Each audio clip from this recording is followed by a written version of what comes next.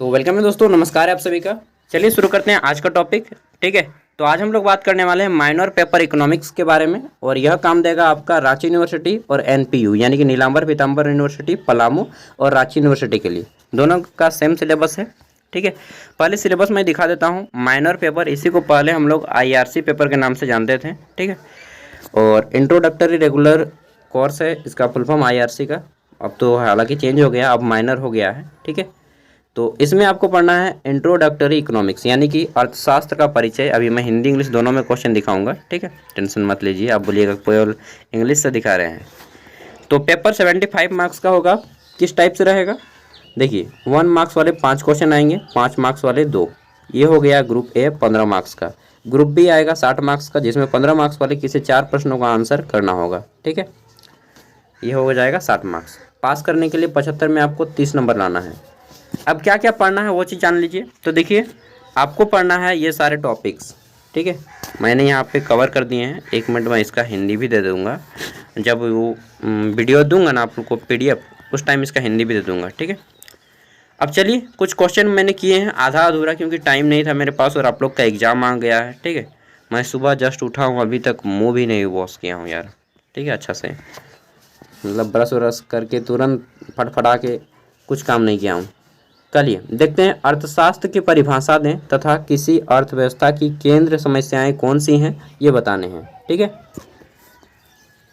English में है कि define economics and what are the central problems of an economy. ठीक है, ये क्वेश्चन काफ़ी ज़्यादा बार पूछा गया है, तो आप लोग इसे नोट कर लीजिएगा। ठीक है, नेक्स्ट है हमारा सूक्ष्म एवं समष्टि अर्थशास्त्र। मतलब सूक्ष्म अर्थशास्त्र तथा समष्टि अर्थशास्त्र में क्या अंतर होता है, इनकी परिभाषा जान लेना है, महत्व क्या है इनका, और इनकी सीमाएं लिमिटेशंस क्या हैं। ठीक है, जो लोग हिंदी में वो लोग हिंदी में आंसर कीजिएगा, जो इंग्लिश मीडियम से हैं वो लोग इंग्लिश में।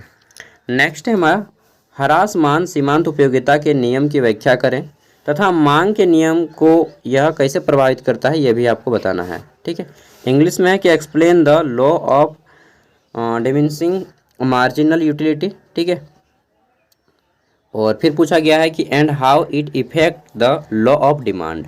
ठीक है, आगे देखते हैं चौथा क्वेश्चन। इसमें पूछा गया है कि मांग तथा पूर्ति के नियम को परिभाषित करें तथा इन्हें प्रभावित करने वाले कारकों की व्याख्या करें। ठीक है, नेक्स्ट है हमारा 5 नंबर क्वेश्चन। इसमें पूछा गया है कि मांग की लोच को कैसे मापा जाता है तथा मांग की लोच के कितने प्रकार होते हैं ये बताइए। 6 नंबर देख लेते हैं। तो हमारा क्वेश्चन है बाजार मांग, बाजार आपूर्ति और बाजार संतुलन क्या है ये बताइए। देखिए दोस्तों, मैंने जो है फटफड़ा के, मतलब टाइम नहीं था इसलिए केवल 2 ही यूनिट का क्वेश्चन बना पाया। यहाँ से आपके 2 क्वेश्चन आएंगे, जितना क्वेश्चन दिया है 6 में 2 क्वेश्चन पक्का आएगा। ठीक है, और बाकी सबसे जो यूनिट बचे हैं उनसे क्वेश्चन आएगा। तो यहाँ से मैं आपको 2 ही क्वेश्चन मैच करा पाऊँगा क्योंकि टाइम नहीं था। बाकी जो क्वेश्चन आएंगे वो इससे आएंगे, राष्ट्रीय आय से। आप इसको पढ़ लेना है, नेशनल इनकम क्या होता है, इसको कैसे मापा जाता है। ठीक है, भारतीय अर्थव्यवस्था, भारतीय अर्थव्यवस्था कैसी है। ठीक है, और भारतीय अर्थव्यवस्था में आपको पढ़ लेना है जो ग्लोबलाइजेशन आया। ठीक है, यानी कि वैश्वीकरण का क्या प्रभाव रहा, नई आर्थिक नीति के बारे में अभी मैं दिखाऊंगा हिंदी सब कुछ। 9 नंबर पढ़ना है सार्वजनिक वित्त और अंतर्राष्ट्रीय व्यापार के बारे में, और 10 नंबर अर्थशास्त्र में विकास संबंधी मुद्दे। ठीक है, चलिए मैं इसका थोड़ा सा हिंदी दिखा देता हूँ। ये वीडियो को पॉज करके तुरंत मैंने इसको हिंदी में ट्रांसलेट कर लिया है। तो मैंने आपको क्वेश्चन करवा दिया है। पहला यूनिट अर्थशास्त्र का परिचय ये वाला करवा दिया है, दूसरा यूनिट सूक्ष्म अर्थशास्त्र से भी करवा दिया है, और तीसरा यूनिट आपका कहाँ है जी, नहीं 2 ही यूनिट तक किया है। तीसरा यूनिट आपका यहाँ से शुरू होता है राष्ट्रीय आय से। इसमें आपको जानना है राष्ट्रीय आय क्या होता है, नेशनल इनकम। ठीक है, फिर धन की परिभाषा, धन का कार्य, मुद्रास्फीति क्या होती है। ठीक है, लागत वृद्धि, मांग को प्रेरित करने वाले कारक, इन सबको जानना है। मौद्रिक राजकोषीय नीतियाँ, अर्थ क्या है, उद्देश्य क्या है, राजकोषीय घाटा क्या होता है। ठीक है, इन सबको जानना है। बैंकों की परिभाषा जाननी है, केंद्रीय बैंक कितने हैं भारत में, इन सबको जान लेना है। अगला हमारा भारतीय अर्थव्यवस्था। इसमें आपको जानना है कि भारत की अर्थव्यवस्था का क्षेत्रीय विकास, बड़े पैमाने पर उद्योग, ये सभी आपको बचपन से ही पढ़ते आ रहे होंगे तो दिक्कत नहीं होगा।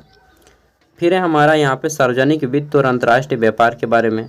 ठीक है, और छठा है हमारा अर्थशास्त्र संबंधी मुद्दे। भारत की अर्थव्यवस्था कैसी है, भारत में गरीबी, इन सब के बारे में आप लोग इजीली कर सकते हैं। टॉपिक बहुत इजी है, ठीक है।